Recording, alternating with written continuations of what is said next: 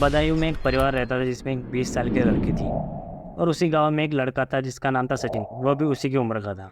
दोनों एक ही गांव के होने के कारण दोनों में दोस्ती हुई। धीरे धीरे दोस्ती प्यार में बदल गई। दोनों एक दूसरे से मिलते, फ़ोन पर बातें करते, चैटिंग करते। कुछ वक्त बाद इनके घर वालों को ये बात पता चली। तब दोनों के घर वाले ने उनको बहुत समझाया। सीधे सीधा कहे तो माँ बाप इन दोनों के खिलाफ थे, पर ये दोनों भी अपनी जिद पर अड़े रहे। घर वालों के रोकने के बावजूद ये दोनों एक दूसरे से मिलते, चुप चुप के फ़ोन पर बातें करते थे। घर वाले भी इनकी वजह से तंग आ गए थे, बोल बोल कर थक गए थे। ऐसे एक तारीख आती है 2 जनवरी की रात। दोनों ने फैसला किया कि वो रात के 4 बजे एक दूसरे से मिलेंगे। लड़का जैसे तैसे अपने घर से निकला और लड़की घर पे पहुंचा। लड़की भी तैयार थी, लड़की भी घर के बाहर है और दोनों एक दूसरे से बातें करने लगे। वो इस बात से अनजान थे कि उनकी आवाज़ उनके पिताजी ने सुन ली थी। जैसे ही पिता के कानों पर इनकी आवाज़ गई, पिता घर के बाहर निकले और इनको मारने लगे। तभी घर के बाकी सदस्य भी आए और इनको मारने लगे।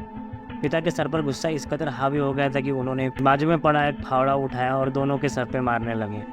पिता ने उनको फावड़े से इस कदर मारा कि दोनों की मौके पर ही मौत हो गई और दोनों ने अपनी जान गंवा दी। कुछ ही वक्त बाद उनको समझ में आ गया था कि उन्होंने ये ठीक नहीं किया।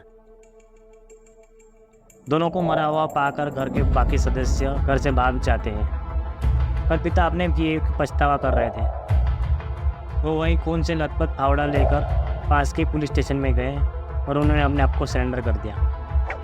जैसे वो पुलिस स्टेशन गए, उन्होंने पुलिस को सब सच सच बता दिया और उन्होंने ये भी बताया कि घर के बाकी सदस्य भाग गए और वो कहाँ गए ये उनको भी नहीं पता। उन्हें उनके किए पर पछतावा, इसलिए वो सरेंडर करने खुद आ गए। पर सोचने वाली बात तो ये है कि पछतावा सिर्फ उनके पिताजी को हुआ, घर के बाकी सदस्य तो भाग गए। अब देखते हैं पुलिस उनको कब तक पकड़ पाती है। ये थी आज की कहानी। आपको कैसी लगी आप कमेंट में ज़रूर बताइए। तो ऐसी कहानी सुनने के लिए हमारे चैनल को सब्सक्राइब कीजिए। धन्यवाद।